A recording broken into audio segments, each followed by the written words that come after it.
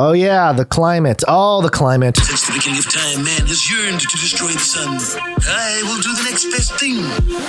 Block it out. Climate change. Climate change. Mass extinction. Oh, boy.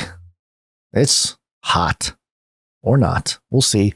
Reuters.com. Headline. Biden declares emergency over Mississippi water crisis. Oh boy, this is why you need to have meetups, folks. I'm being 100%. I'm not trying to pitch the meetup thing for Canary Cry NewsTalk. Literally, this is why you need to do meetups, because you need to make connections with people near you in your general vicinity, your neighboring town, so that when stuff goes down, you have some resources, or human resources, some people that you can contact and maybe gather together. And it's part of the body of Christ. We have to stick together, especially in situations like this. So here we go. The article states, U.S. President Joe Biden's administration approved an emergency declaration over a water crisis in the state of Mississippi and ordered federal assistance late on Tuesday to supplement the state's response. Quote, emergency protective measures, including direct federal assistance, will be provided at 75% federal funding for a period of 90 days, the White House said in a statement late Tuesday. The Biden administration also authorized the Department of Homeland Security Federal Emergency Management Agency, FEMA, to coordinate all disaster relief efforts in the state, the White House said. Mississippi activated its National Guard on Tuesday to help distribute water to tens of thousands of Jackson residents after a long-troubled treatment plant broke down, leaving most of the state capital without safe running water, possibly for days. Governor Tate Reeves declared a state of emergency for Jackson and surrounding communities, warning the area's 180,000 people to avoid drinking tap water. He also called up the state National Guard to assist in efforts to bring relief to the city, which was battered by record rainfall and flooding over the weekend. Oh, yeah, we got rainfall and flooding, but can't drink the water. Tankers distributed non-potable water, and bottled drinking water was distributed at several sites, the city said. Tankers, huh? Wow. The state truckered in 10 tractor trailers of water on Tuesday and was expecting another 108 trucks in the coming days. State Emergency Management Director Stephen McCraney told reporters the breakdown occurred Monday when floodwaters seeped into the understaffed and poorly maintained O.B. Curtis treatment plant. An emergency team had the plant working at 40% capacity on Tuesday, senior state health officer Jim Craig said, and a temporary pump was expected to be installed on Wednesday and increased capacity further. But the system was still short of sufficient water pressure to guarantee service worldwide. Officials said they could not estimate how many homes were cut off. The shutdown created havoc for businesses, and Jackson Public Schools, with nearly 2,100 students, were forced to move classes online, as they had done during the coronavirus pandemic. We are so well trained on what to do in an emergency. Let the government step in, let them declare their emergency, roll out the National Guard, everybody go inside, drink soda, and do your classes online. Wow. Supermarket shelves were stripped of bottled water, and police and a cruiser alerted people when supplies ran out at one distribution site in a retail parking lot. Volunteers apologized to people when they had no more water to give, urging them to return on Wednesday starting at 5 a.m. And we got some photos here of the damage from the situation. View of a flooded road near Pearl River following water discharge from the Barnett Reservoir. Quote, "It's a hurtful feeling when you don't have any water, especially when you've got newborn babies," Monica Lachey Bass, a mother of three, said from her car after queuing up her allotment of bottled water. People in Jackson have long complained about their water supply. A pair of winter storms in February 2021 caused most residents in Jackson to briefly lose running water. And a year ago, the U.S. Environmental Protection Agency issued an emergency order saying the water supply could contain E. coli, according to Mississippi Today. And it goes on here. I think we get the point. First off, before any kind of analysis or anything like that, The producers are busy, but we're going to call upon them again. Producers, assemble!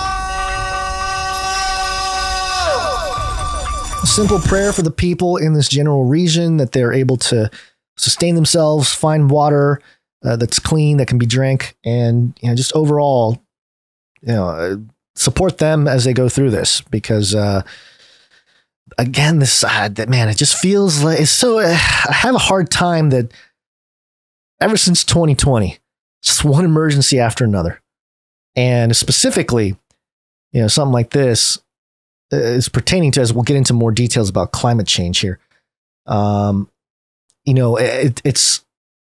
It's so convenient that we have and it just feels like now that COVID is sort of dying out, they got dials to dial up other things, and they've been trying really hard. They've been building the climate dial for a really long time, and maybe they are finally at the point where they can create climate chaos to implement their agendas further. Because, especially worldwide, it's not just here. That's the one thing that is useful as propaganda when it comes to climate, is that, you can make it kind of happen everywhere. For example, in, where is this? Pakistan. U.S., this is Reuters. U.S. announces $30 million in support for Pakistan flood response. So yeah, Pakistan dealt with some floods. And hey, the U.S., how much did they say how much money they gave to Mississippi in that article, that Biden emergency one? Let me just skim it real quick just to see if they did. I'm just curious because, 180,000 people. It's a couple football stadiums worth of people. They called it an emergency, and you got FEMA, and you got the EPA in the past. I'm not seeing a number in the article.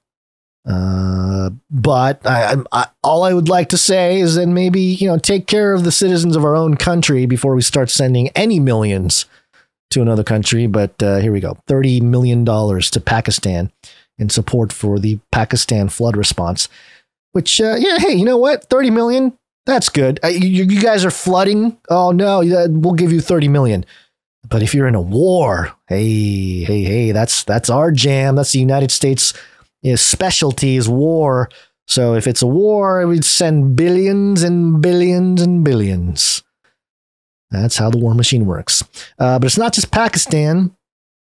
It's also Rome. This is MiamiHerald.com. Roman ruins reappear from river in drought-stricken Europe almost 2,000 years later. Now, we covered some of this already. But it's just another example here. The story we covered included this, but there's just another article talking about it in the mainstream media here. Miami Herald talking about that the Roman ruins that appeared that was built in 75 AD. Jesus's time, or around Jesus's time, all of a sudden reappearing because of the droughts, as opposed to the floods and storms in the Mississippi area that caused, the water supply to go bad.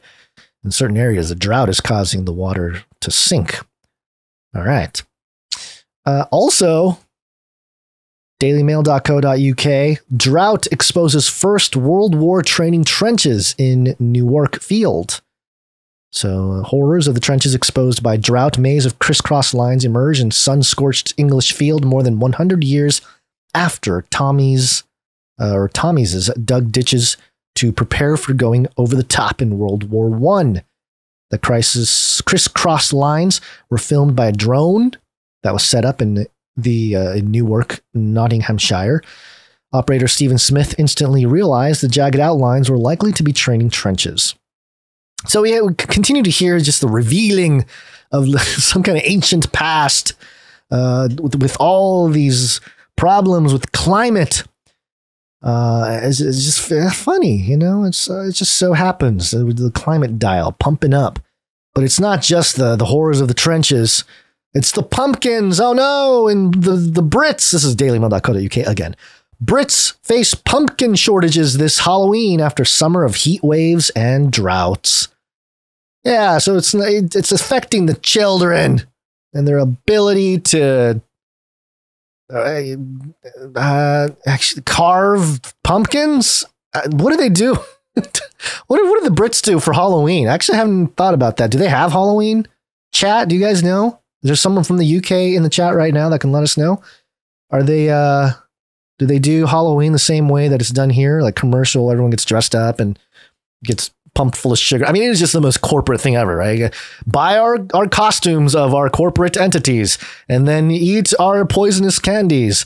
And then you will all develop cancer. And then you will have to come to us to get the cure. I'm checking out the chat here. Let's see. People saying we're not supposed to. No, we don't. Halloween is much more American. Yeah, of course. They worship Halloween. Pagans. Sure. Okay, so I can't tell. I don't know if they do or not. Okay, this is interesting that they would report this. So yeah, not the pumpkins.